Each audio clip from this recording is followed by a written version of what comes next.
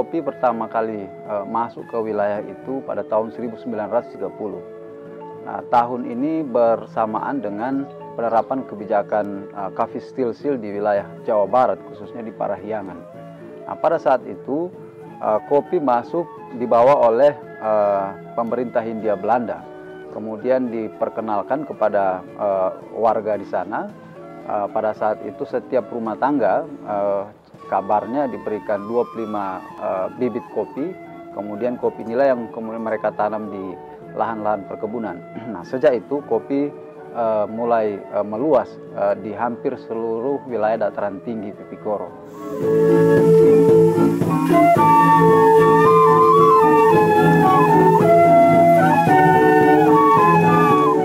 Jenis kopi yang diperkenalkan pada saat itu adalah jenis kopi Robusta.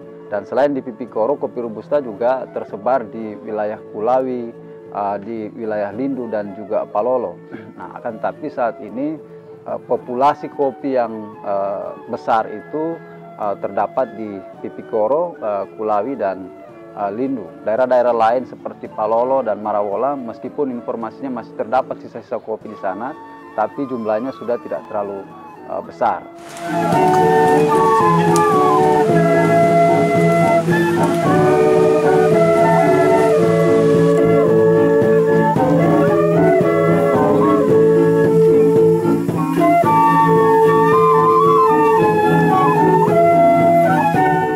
Kalau di dalam konteks Sulawesi Tengah, Kabupaten Sigi adalah kabupaten yang memiliki produksi kopi terbesar. Ya, selain di Kabupaten Sigi, kami juga mendengar bahwa di wilayah Poso, khususnya daerah Napu, di sana juga terdapat jenis-jenis kopi, terutama jenis kopi yang diintrodusir sejak tahun 2000. Kemudian selain di Napu, terdapat juga beberapa kantung-kantung perkebunan kopi di sekitar Danau Poso, seperti di Bancea. Meskipun Robusta sudah menyebar ke berbagai wilayah ini, tapi kami meyakini bahwa perkembangan setiap Robusta yang berada di setiap tempat yang berbeda ini akan melahirkan ciri-ciri sendiri. Dari beberapa referensi, kami mendapat informasi bahwa cita rasa kopi kadang-kadang itu sangat dipengaruhi dengan kondisi tanah dan iklim di mana tempat kopi itu tumbuh. Jadi ketika kopi ini tumbuh di wilayah Pipikoro, ketika kopi ini tumbuh di wilayah Kulawi, Lindu, dan sebagainya, kami yakin kopi-kopi itu telah beradaptasi dan mengembangkan cita rasa sendiri. Nah, cita rasa ini yang bisa melahirkan sebenarnya jenis-jenis kopi lokal, komoditas kopi lokal yang bervariasi. Dan semuanya ini merupakan potensi yang sangat memungkinkan untuk kita kembangkan.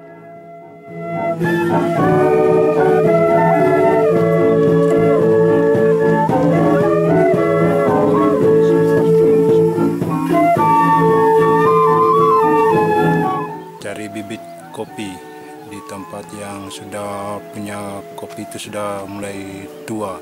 Jadi itu kami ambil dia punya bibit, kami lihat dia punya bibit yang memuaskan kami. Saya kira ini sangat berpotensi untuk melakukan hal yang sama di wilayah kita. Jadi ketimbang kita membudidayakan kopi-kopi dari luar di wilayah kita, lebih baik kita berupaya untuk mengangkat kopi-kopi kita sendiri.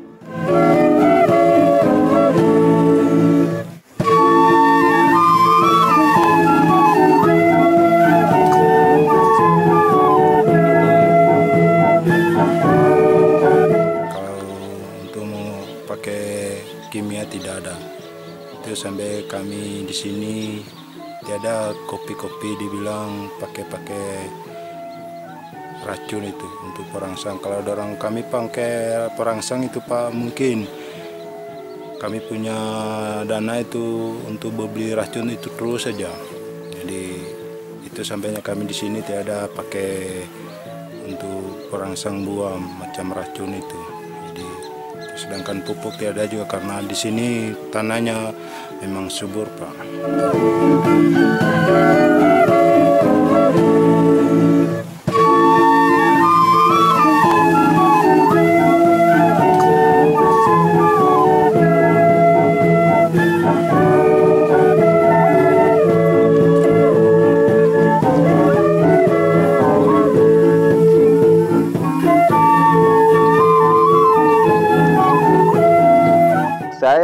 sangat meyakini bahwa ada banyak sekali keunggulan-keunggulan yang terdapat pada varietas-varietas kopi kita. Misalnya, kalau di Jawa selama ini dikenal ada yang namanya kopi luwak. Di kita itu ada yang nama kopi toratima. Nah, prosesnya kurang lebih sama. Jadi produksi kopi luwak ini dilakukan dengan bantuan hewan luwak. Nah, tapi kalau di wilayah kita, toratima ini produksinya dibantu oleh sejenis mamalia hutan yang biasa dikenal dengan, dalam bahasa setempat, dikenal dengan istilah tangali.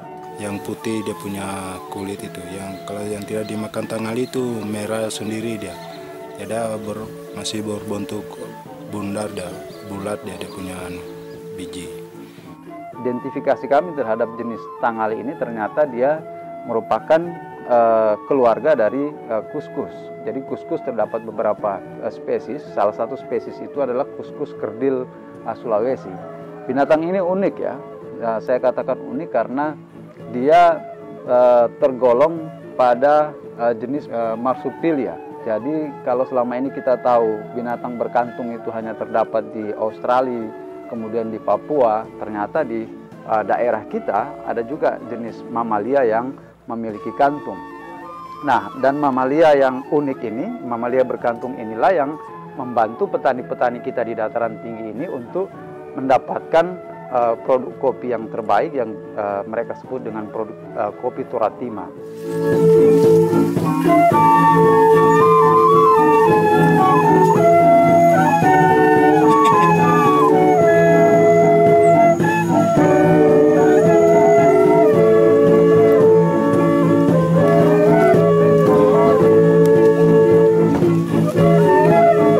Toratima dalam bahasa setempat secara harfiah bisa diartikan sebagai kopi yang dipungut.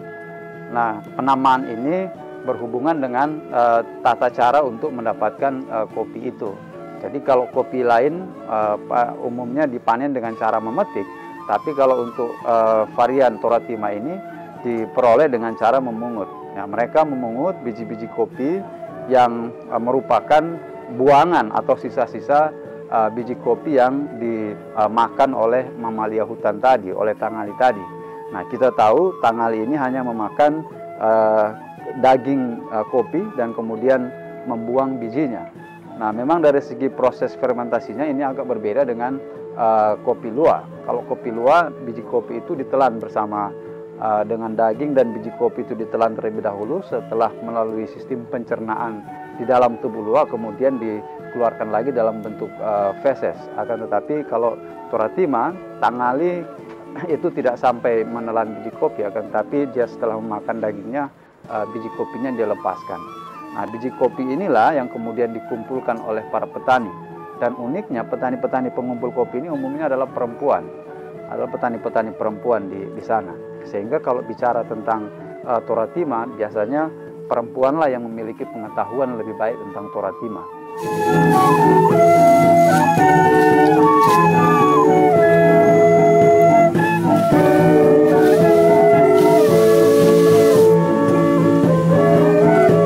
Habis berpungut, kita dijemur, dipilih dulu baru dijemur. 3 hari dijemur baru ditumbuh atau kita simpan.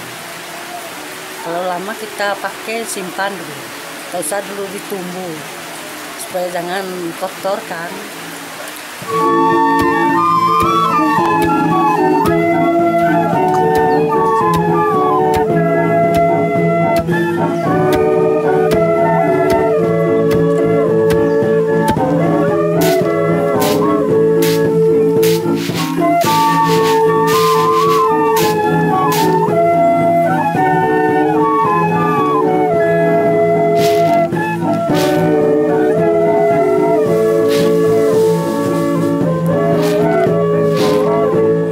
Perbedaannya yang di PT langsung dengan yang ditima.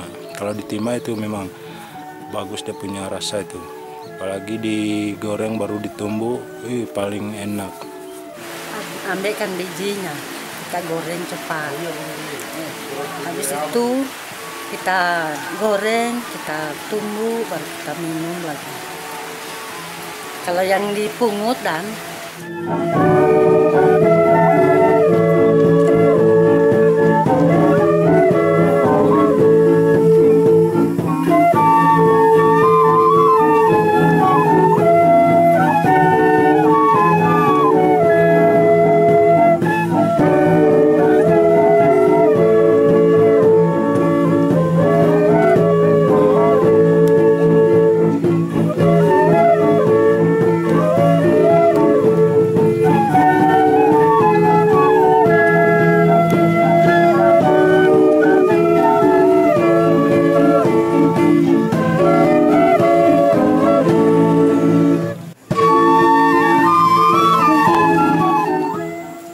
Tergantung cara bagoreng juga Pak. Biar yang diterima kalau memang terlalu angus, tidak ada rasa lagi.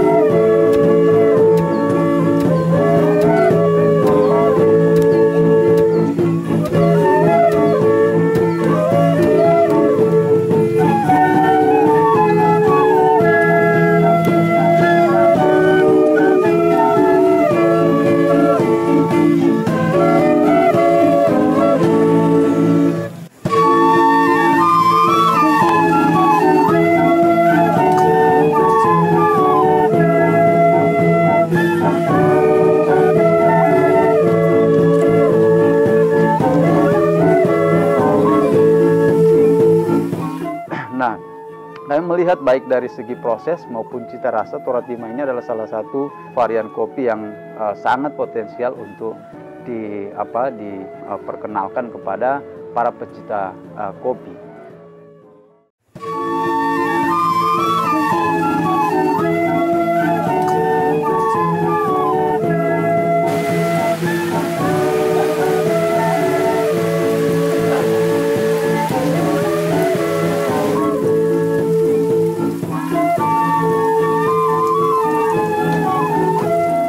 Ada problem, meskipun saat ini jumlah penikmat kopi, tingkat permintaan terhadap produk kopi maupun produk turunan kopi itu terus meningkat, akan tetapi ini ternyata kan tidak berjalan seiring dengan peningkatan kesejahteraan petani kopi.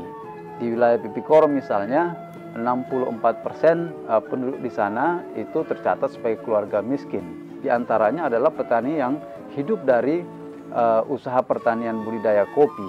Kelompok perantara-perantara, tengkulak-tengkulak, ini lebih banyak surplus perdagangan kopi itu dinikmati oleh kelompok ini ketimbang oleh petani kopinya. Padahal pihak yang paling berkeringat, bersusah payah menghasilkan biji-biji kopi ini adalah petani.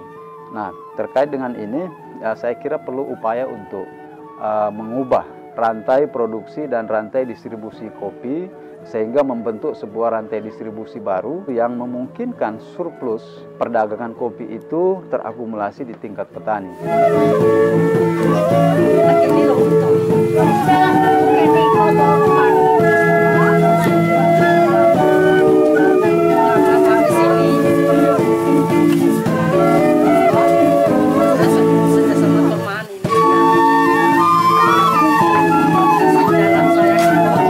Salah satu cara yang penting untuk dipertimbangkan adalah memperpendek rantai distribusi kopi dari petani kepada industri, atau mendorong terbentuknya industrialisasi di pedesaan.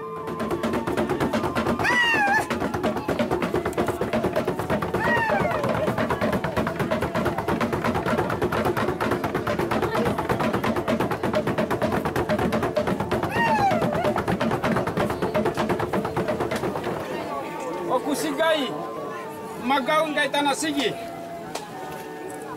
mulai 5 buri botiroi butung tanah majadi katua tahu dia di Pipikoro.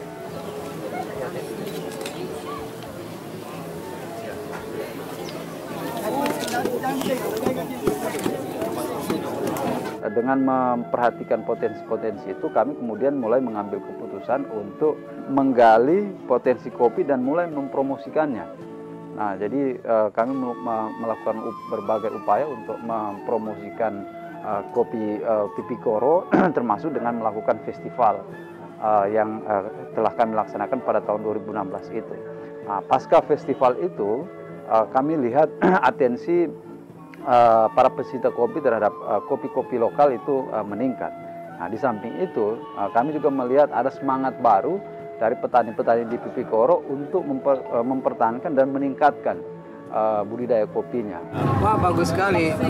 Justru saya karena pencinta kopi, Terus saya mau cari tahu kopi yang paling bagus dari mana.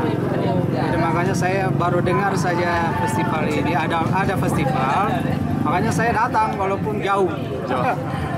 Waktu bedannya wah luar biasa juga gitu.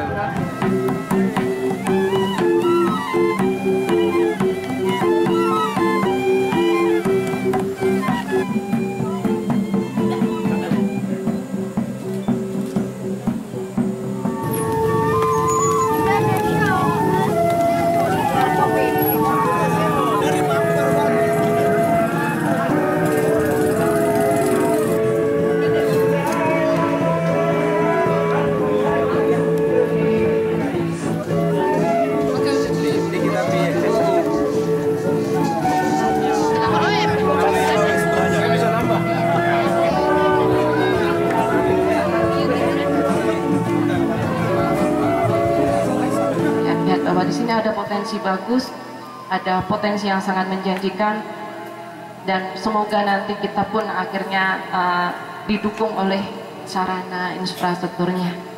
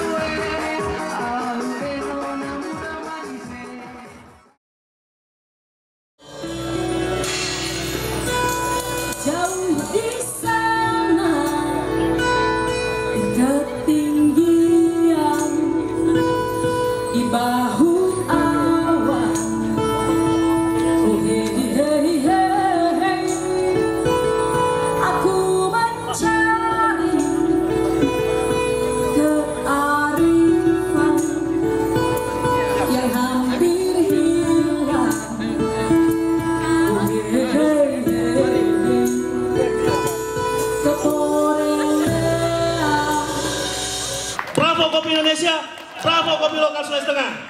Memang sangat berkualitas dan juga sangat ini nilai jualnya sangat tinggi juga. Ya, dan rasanya itu tidak bisa sebanding atau memang bisa kalah dari kopi luwak. Baik. Ya.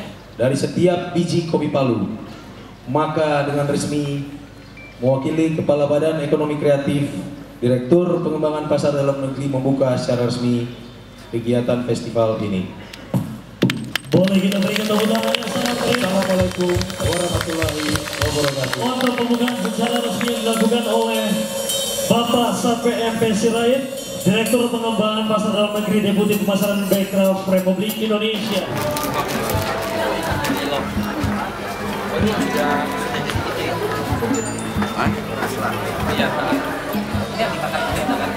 Ada berapa kilo?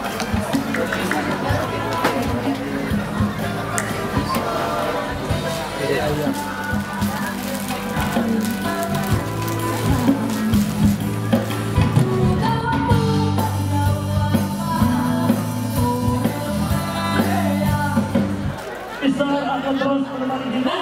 Ini cukup unik karena dimakan dulu kulitnya, kemudian juga biji-bijian yang isinya dibuang. Itulah yang dipungut oleh para petani, dan hasilnya kita nikmati sekarang adalah kopi Toratima. Join kopi.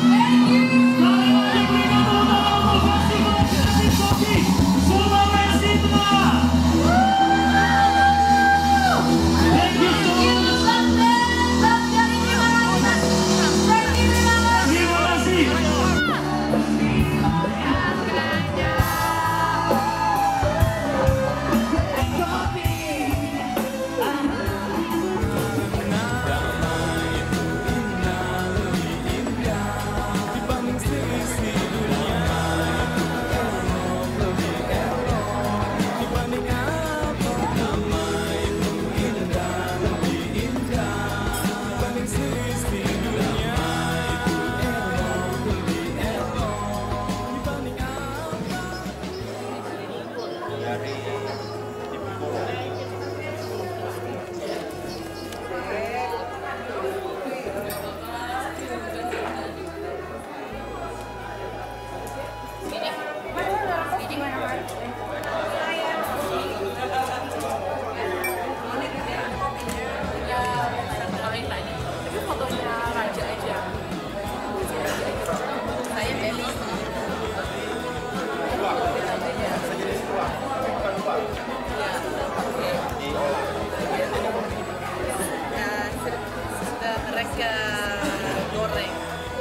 ini sesungguhnya adalah potensi besar.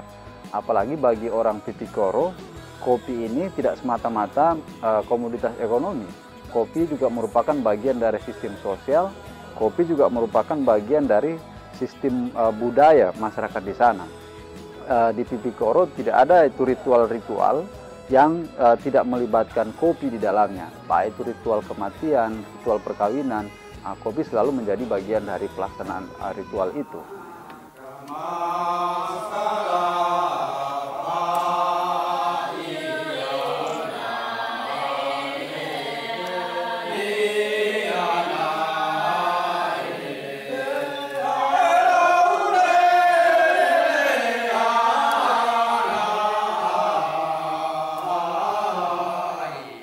Gerakan yang disebutkan gerakan inklusi sosial gitu ya. Bagaimana kopi bisa membukakan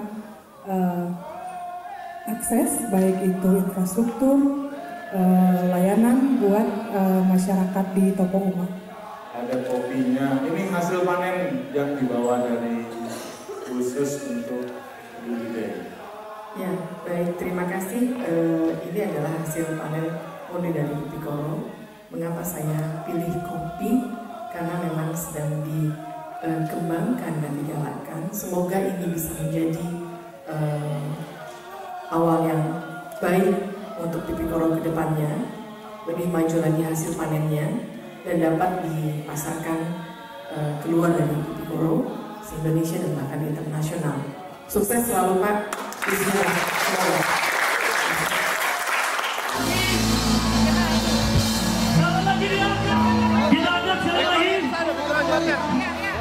Nah, saat ini kami melihat ada antusiasme kita untuk mengangkat kembali komoditas kopi lokal, komoditas kopi khas di Sulawesi Tengah. Dan kami yakin upaya ini hanya akan berhasil apabila mendapat dukungan dari kita semua warga Sulawesi Tengah.